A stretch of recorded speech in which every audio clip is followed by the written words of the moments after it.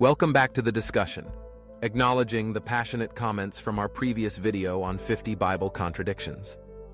We're not here to just repeat ourselves, we're diving deeper into the specific objections and questions you raised.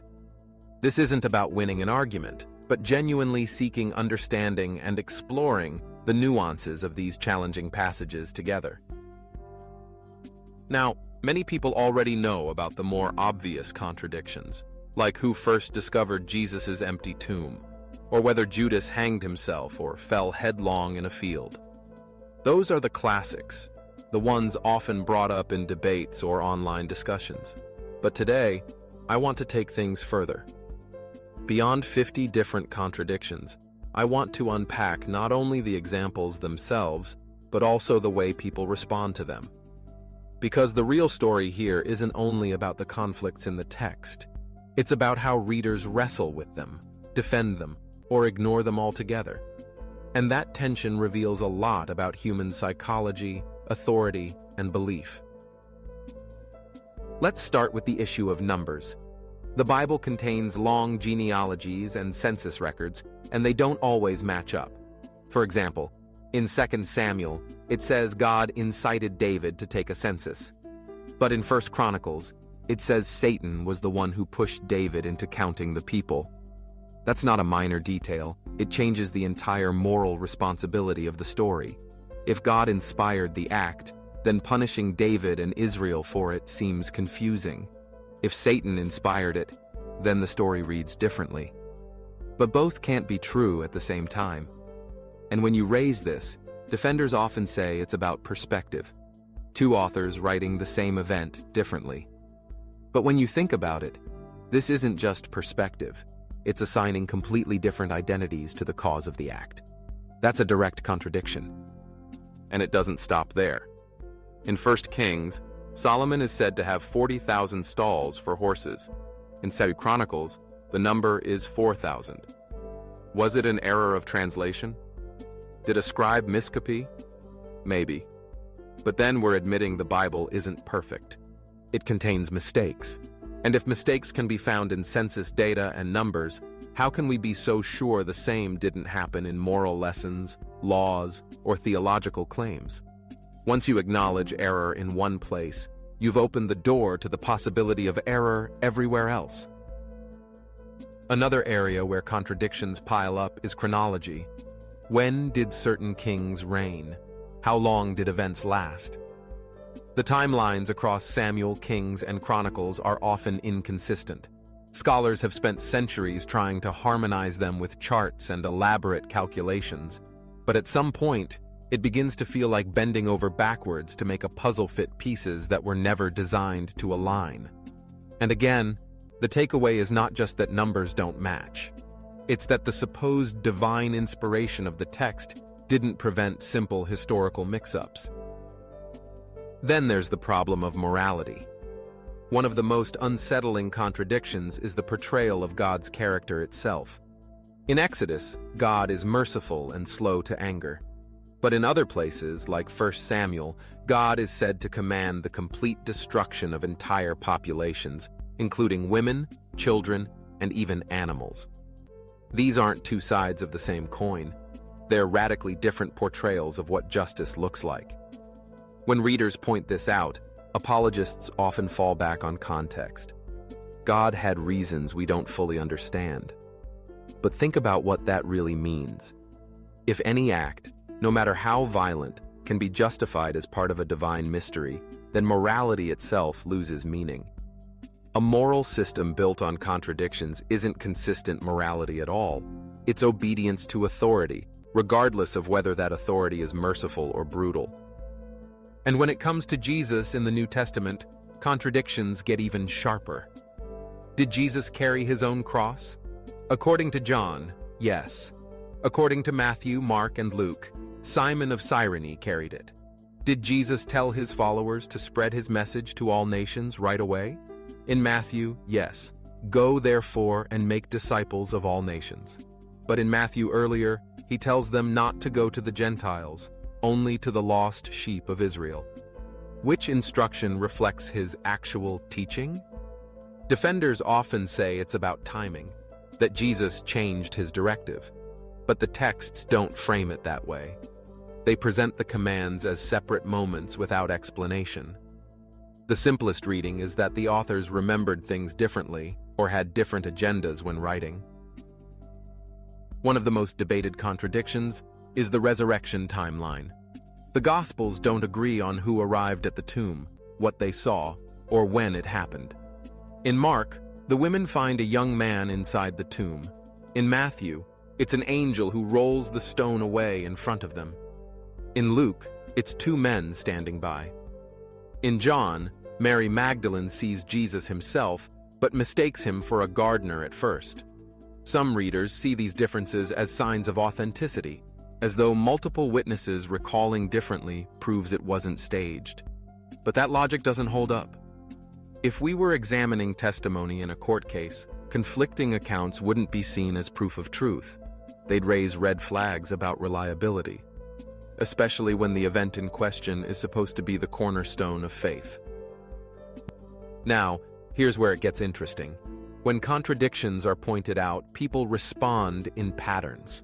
Some accept them and quietly step away from religion. Others double down, insisting every difference can be explained if you just look closely enough. This process is called harmonization, and it often involves creative reinterpretation. For example, if two Gospels give different numbers of women at the tomb, the harmonization strategy is to say there were multiple groups, arriving at different times. If Jesus gives conflicting instructions about Gentiles, the solution is to insert an unspoken timeline.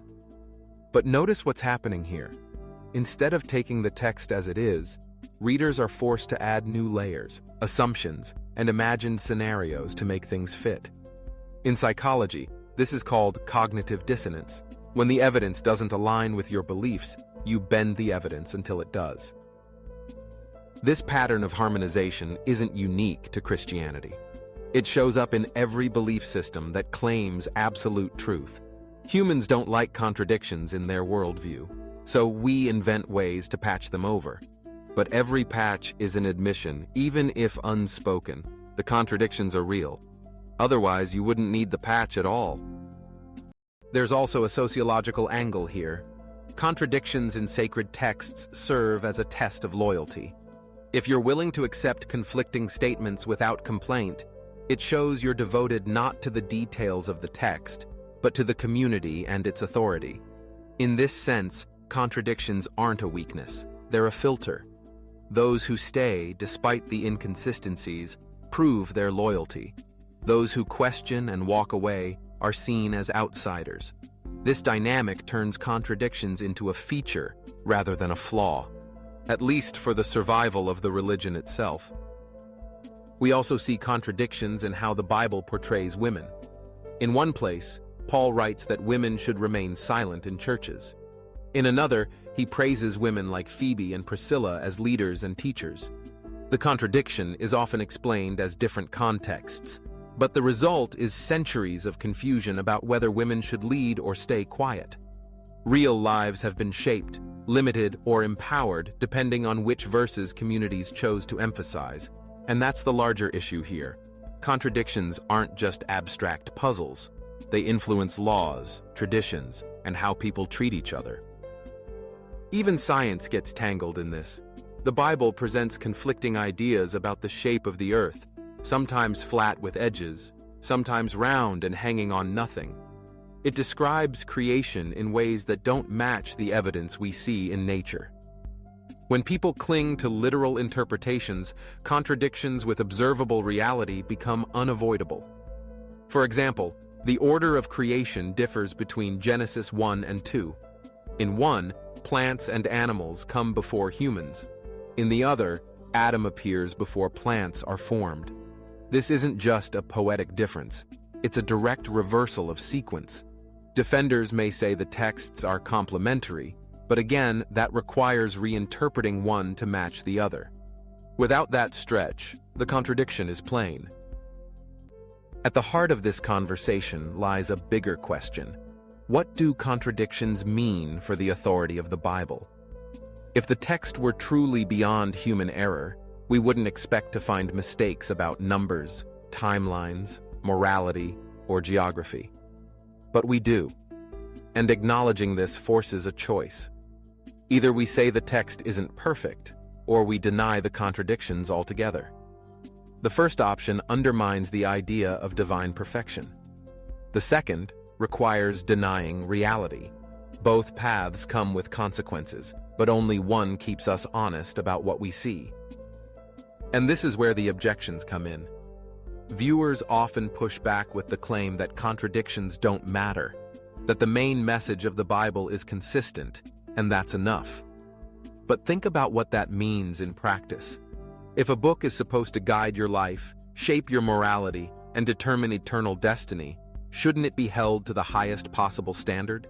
If it's truly from a perfect source, why would we settle for a text riddled with conflicting details? Saying the contradictions don't matter is really just admitting they're there, but choosing to ignore them. And ignoring problems doesn't make them disappear. It only shows how much people want to protect their beliefs. Another common objection is that modern readers are misinterpreting the Bible, that with the right context, everything makes sense. But notice how slippery that claim is. Context is always available as an escape hatch. If two verses contradict, you can always say we don't understand the context. If morality seems inconsistent, you can always say there's a bigger picture we can't see. But if every contradiction is explained away with invisible context, then there's no way to ever admit error, no matter what the evidence shows.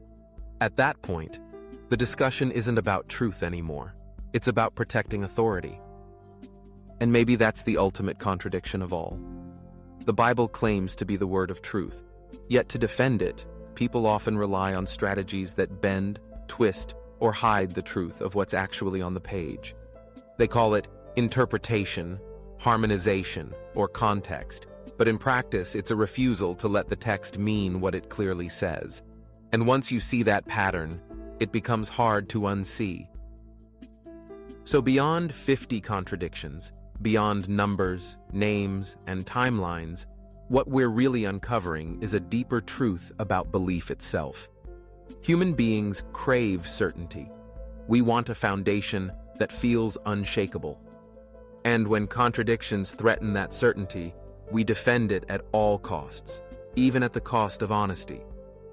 But real strength doesn't come from clinging to shaky certainties. It comes from facing the inconsistencies head-on, asking hard questions, and being willing to follow the evidence wherever it leads. Because if a belief system can't survive honest scrutiny, maybe it isn't worth clinging to in the first place.